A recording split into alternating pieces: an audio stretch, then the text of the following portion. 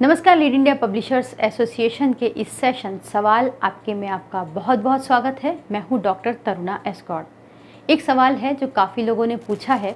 उन्होंने पूछा है कि पत्रकार किस तरह खबरें करें कि उनके ऊपर कोई आँच ना आए, वो सुरक्षित रह सके। देखिए, डिजिटल मीडिया के दौर में आज पत्रकारों के सामने एक बहुत बड़ी चुनौती है, वो है विश्वसनीयता की। जब वो खबर बनाते हैं तो उन्हें हर कोई नापता तोलता है। तो ऐसे में अगर आप कोई ऐसी खबर करते हैं जिसमें बड़े लेवल का भ्रष्टाचार शामिल है, तो पत्रकार को कई बार बहुत मुश्किलों का सामना करना पड़ता है। लेकिन एक तरीका है जिससे ना सिर्फ पत्रकार की विश्वसनीयता बढ़ेगी, बल्कि मुसीबतें भी कम होंगी। लेकिन इसके पहले मैं आपको दो उदाहरण देना चाहूँगी। पहला है एक पत्रकार का, जो कि बहुत, मैं उनका भी नाम नहीं लूँगी क्योंकि अभी वो इस मामले में फंसे हुए हैं और अभी जांच जारी है। उन्होंने काफ़ी अच्छा काम किया। उन्होंने गाँवों में सड़क के बनाने में जो भ्रष्टाचार होता है उसका खुलासा किया। इसके लिए उन्होंने कई सारे गाँव वालों से बात की।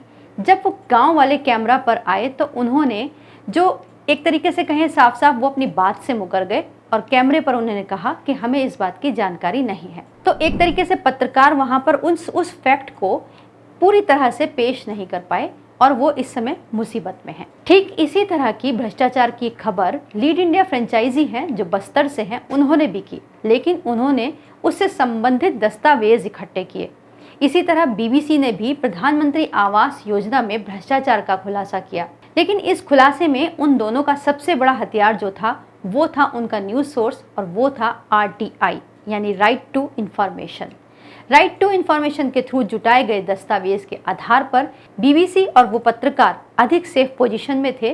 उनके पास एटलीस्ट कुछ सबूत थे दिखाने के लिए कि ये जो बात कह रहे हैं उसका आधार ये RTI से प्राप्त दस्तावेज और आंकड़े हैं। तो अगर आप भी अपने क्षेत्र में फैले किसी भ्रष्टाचार के खिलाफ काम करना चाहते हैं तो थोड़ा समय लीजिए, कम से कम 1 या 2 महीने आप आराम से उस पर रिसर्च करिए, RTI लगाइए, वहाँ से फैक्ट्स मंगाइए, उसके बाद उस खबर को कीजिए। तो आपके पास सबूत होंगे जिन्हें आप ज़रूरत पड़ने पर कोर्ट में भी पेश कर सकते हैं, और अपनी सुरक्षा के लिए आप प्रेस काउंसिल ऑफ इंडिया में भी शिकायत कर सकते हैं। वहाँ भी इनको आप एक सबूत के तौर पर लगा सकते हैं। उम्मीद करते हैं ये वीडियो आपके लिए अच्छा होगा, इन्फॉर्मेटिव होगा। अगर आपको ये वीडियो उपयोगी लगे तो इसे लाइक कीजिए, शेयर कीजिए और सब्सक्राइब भी कीजिए। वीडियो देखने के लिए बहुत बहुत धन्यवाद।